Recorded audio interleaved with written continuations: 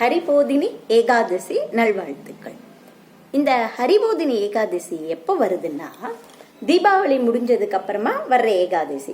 தீபாவளிக்கு முன்னாடி வர்றது ரமா ஏகாதசி பார்த்தோம் இல்லையா, அதுக்கப்புறம் வர்றது ஹரிபோதினி. இது ஹரிபோதினி ஏகாதசிக்கு நிறைய பேர் இருக்கு. விஷ்ணு போதினி ஏகாதசி, தேவ உத்தான ஏகாதசி, அப்புறம் கார்த்திகை சுக்ல ஏகாதசி, அது மாதிரி நிறைய பேர் இருக்கு. இது என்னன்னா, நம்ம முன்னாடி ஆஷாட ஏகாதசி கதையெல்லாம் படிச்சோம் இல்லையா. ஆஷாட ஏகாதசி அன்னைக்குதான் பெருமாள் என்னன்னா யோக நித்திரைக்கு போறது. அதுக்கப்புறம் இந்த சாதுர் மாசம் சொன்னோம் இல்லையா, 4 மாசம் ஆடி ஆவணி புரட்டாசி. இது இப்ப இந்த ஐப்பசி மாசம் முடியறப்போ சில நேரத்துல இது ஐப்பசி மாசம் முடிவுல வரும், இல்லைன்னா கார்த்திகை மாத ஆரம்பத்துல இந்த ஏகாதசி வரும். இந்த இதுலதான் பெருமாள் தன்னோட யோக நித்திரையில இருந்து எழுந்துக்கிறது ஐதீகம். அதனால இது ரொம்ப முக்கியமான ஏகாதசி. ஏன்னா பெருமாள் தூங்கின்னு இருக்கிற அந்த 4 மாசத்துல இந்த கல்யாணம் அது மாதிரி மங்களகரமான காரியம் எல்லாம் மோஸ்ட்லி தவிர்த்துடுவா. ஆனா அவர் இப்ப பெருமாள் எழுந்ததுக்கு அப்புறம் எல்லா மங்களகரமான காரியங்களும் இப்ப ஆரம்பிச்சோம். அவர் பெருமாள் எழுந்து பொதுவாக தூங்கி எழுந்தோடனே எல்லாம் ஃப்ரெஷ்ஷா இருக்கும் இல்லையா, அது மாதிரி பெருமாள் எழுந்ததுக்கு அப்புறமா வர்ற இது நமக்கு நல்ல ஆன்மீக சிந்தனைகள், மனசுல புத்துணர்ச்சி எல்லாம் வரும். இந்த ஏகாதசி விரதத்தை நம்ம ஒழுங்கா அனுஷ்டித்தோம்னா அது என்ன, இதெல்லாம் நம்ம இப்போ பார்க்கலாம். இந்த கதையை பெருமை எதுல சொல்லியிருக்கான்னா, ஸ்கந்த புராணத்திலையும். ஸ்கந்த புராணத்துல பிரம்மா நாரதர் கிட்ட சொல்லிட்டு இருக்கார். இந்த இப்ப வருது இல்லையா, இந்த மாசம் கார்த்திகை சுக்லபட்ச ஏகாதசியோட பேர் என்னன்னு அவர் கேட்கிறார்.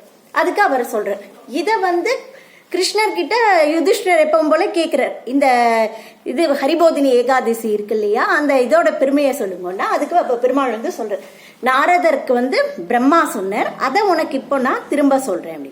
இந்த ஹரிபோதினி, விஷ்ணு போதினி, தேவபோதினி எல்லாத்துக்குமே அர்த்தம் என்னன்னா விழிப்பு. போதினிங்கிறத விழிப்பு, அந்த யோக சயனத்துல இருந்து பெருமாள் எழுந்துக்கிறார் இல்லையா, அதை தான் மெயினா இது மென்ஷன் பண்றது. அப்ப இந்த கதையை அவர் சொல்ல, இது என்னென்ன இதுக்கு பலன் எல்லாத்தையும் சொல்றாரு. இந்த ஏகாதசியோட ஸ்பெஷாலிட்டி என்னன்னா, ஒரே ஒரு வேளை மட்டும் விரதம் ஃபுல்லா பண்ண முடியல, இருக்க முடியலங்கிறவா ஒரே ஒரு வேளை மட்டும் உணவை சாப்பிட்டு கார்த்தால ராத்திரியை ஸ்கிப் பண்ணி மத்தியானம் மட்டும் சாப்பிட்டு இருந்தாலே அவளை, ஆனா கார்த்தால நான் இந்த விரதத்தை இருக்க போறேன் அப்படின்னு அனுஷ்டிச்சு முதல்ல சங்கல்பம் எல்லாம் பண்ணிடுவா. ஆனா கடைசியில முடியாத போது ஒரே ஒரு வேளை இது சாப்பிட்டு 2 வேளை சாப்பிடாம இருக்கிறவாளுக்கு 2 ஜென்மத்தோட பாவங்கள் போகுமா. ஒரு நாள் முழுக்க சாப்பிடாம உபவாசத்தோட இருக்கிறவாளுக்கு 7 ஜென்மத்தோட பாவங்கள்லாம் நீங்கிடும் சொல்லியிருக்கா. அதே மாதிரி ராத்திரி முழுக்க முழிச்சுன்னு இருந்து பெருமாளோட புகழ பாடுறது அது மாதிரி பண்றவாளுக்கு 10 தலைமுறையோட பாவங்கள் போயிடுமா. அதோட மனசுல சங்கல்பிச்சாலே நான் இந்த பிரபோதினி ஏகாதசி நான் கண்டிப்பா இது பண்ணுவேன், நியமப்படி ஃபாலோ பண்ணுவேன் அப்படின்னு சொன்னாலே அவளோட 100 ஜென்மத்தோட பாவங்கள் எல்லாமும் போயிடுங்கிறது ஐதீகம். அப்ப எவ்வளவு பெரிய விஷயம் பாருங்க அது. அப்புறம் இந்த இதை ஏகாதசி சரியான முறையில பண்ணினான்னா அவளோட முன்னாடி தலைமுறைகள்லாம் இருக்கா இல்லையா, நரகத்துல அவஸ்தப்பட்டு இருந்தா கூட அந்த பித்ருக்கள் கூட அந்த நரகலோகம் அங்கிருந்து விடுபட்டு வந்துடுவான். எதிர்கால சந்ததியும் இதுல இருந்து தப்பிச்சுடுவா, நரகத்தையே எட்டி பார்க்க மாட்டா அப்படின்னு இருக்கு. அவ்வளவு முக்கியமான ஏகாதசி. இதுக்கு பெரிய ஏகாதசின்னு ஒரு பேர் இருக்கு, துலோ ஏகாதசி அப்படின்னு சொல்லுவா.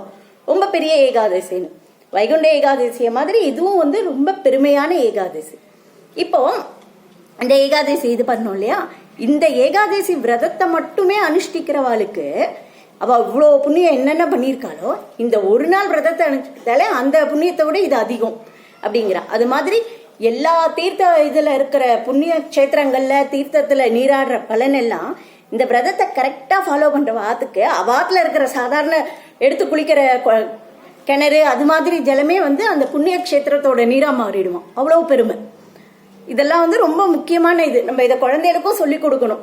அட்லீஸ்ட் வெளியில சாப்பிட்றதையாவது அவாய்ட் பண்ணலான்னு இந்த இது சொல்லியிருக்கோம்ல. இந்த ஏகாதசிக்கு இன்னும் இங்க என்னன்னா, இங்க மகாராஷ்டிராலாம் இருக்கு இல்லையா, இங்க மகாராஷ்டிரா நார்த்ல இது இன்னும் ரொம்ப ஃபேமஸ் இந்த ஏகாதசி. நம்ம ஊர்ல எப்படி சவுத்துல வைகுண்ட ஏகாதசி ஃபேமஸோ அது மாதிரி இங்க இந்த ஆஷாட ஏகாதசி, இந்த பிரபோதினி ஏகாதசி எல்லாம் இங்கெல்லாம் ரொம்ப ஃபேமஸ். எப்படி ஆஷாட ஏகாதசிக்கு பண்டரிபுரத்துக்கு யாத்திரிகர்கள்லாம் அவளை வர்க்காரிகள் அப்படின்னு சொல்றா. யாத்திரையா பெருமாளை பண்டரிபுரம்ல விட்டல சேவிக்க வரா. அது மாதிரி இப்போ இந்த ஏகாதசி வருது இல்லையா, இதுக்கும் 5 நாள் தொடர்ந்து அவ யாத்திரையா வருவா. இதுல என்னன்னா இப்ப பெருமாள் எழுந்துட்டார் இல்லையா, நமக்கெல்லாம் முன்னாடியே தீபாவளி முடிஞ்சிடுறது.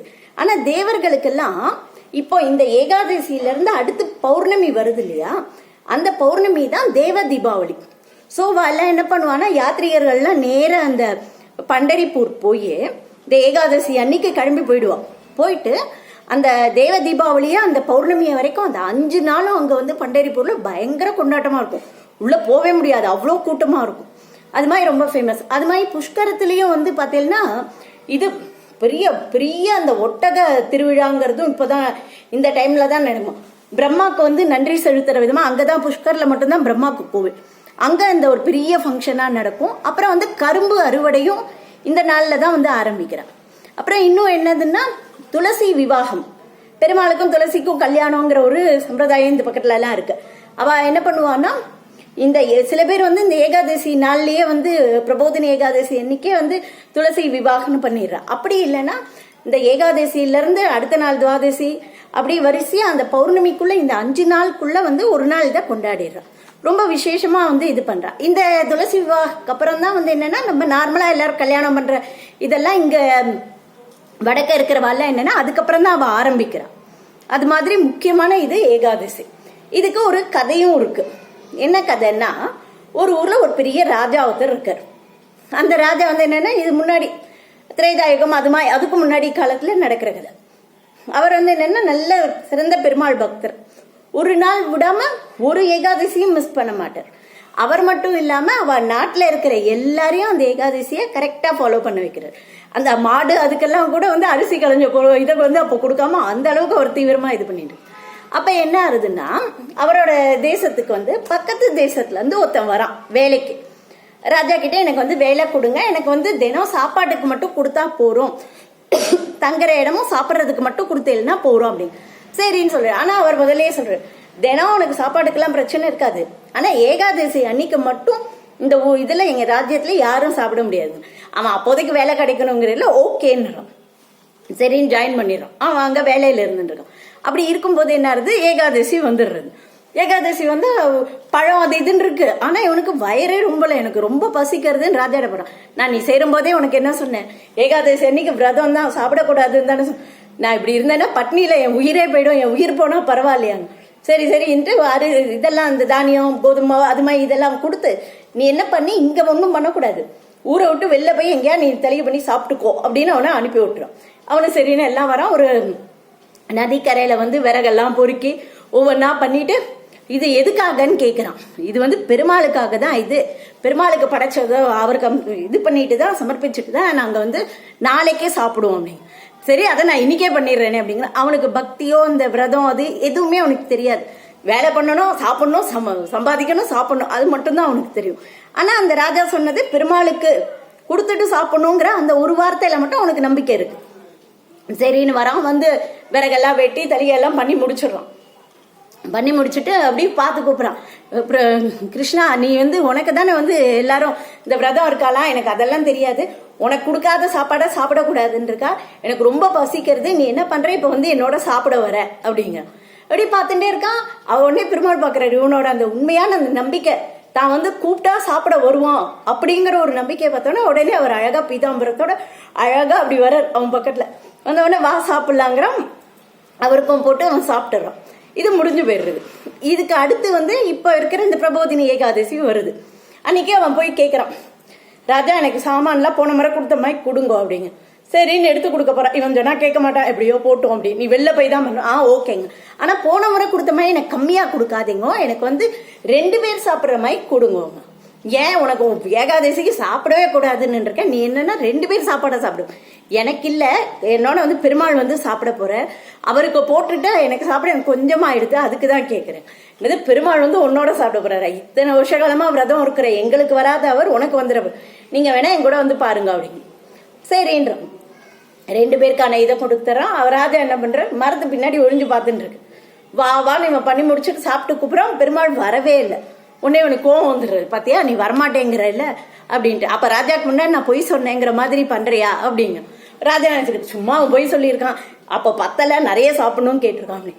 உடனே அவன் சொல்றான், நீ இப்ப மட்டும் வரல, நான் வந்து என்ன பண்ணுவேன், அந்த நதியில விழுந்து என் உயிரை விட்டுருவேன் அப்படின்னு. அப்பவும் பெருமாள் வரல. நிஜமாவே போய் நதிக்குள்ள குதிக்க போயிடும்.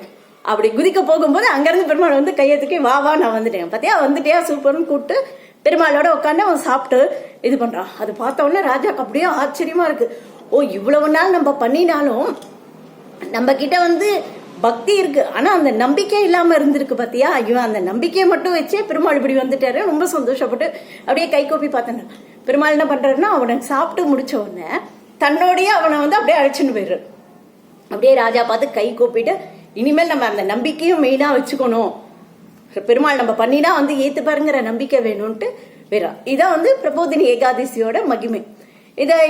இந்த நாளைக்கு வர்ற துவாதசியும் ரொம்ப விசேஷம், பிருந்தாவன துவாதசியும்பா. ஏன்னா அந்த துளசி விவாகம்லாம் சொல்லியிருக்கோம் இல்லையா, அதனால அந்த துவாதசியும் இது நம்ம காத்தால சீக்கிரமா துவாதசி பாரணை வந்து பண்ணி முடிச்சிடணும்.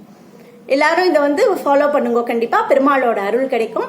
நம்ம சேனலை எல்லாரும் சப்ஸ்கிரைப் பண்ணுங்க, பெல் ஐக்கான் இது பண்ணிக்கோங்க, நோட்டிபிகேஷன் ஆன் பண்ணுங்க, அப்பதான் வந்து போட்ட உடனே சேனல் இது உங்களுக்கு கிடைக்கும். நன்றி, வணக்கம்.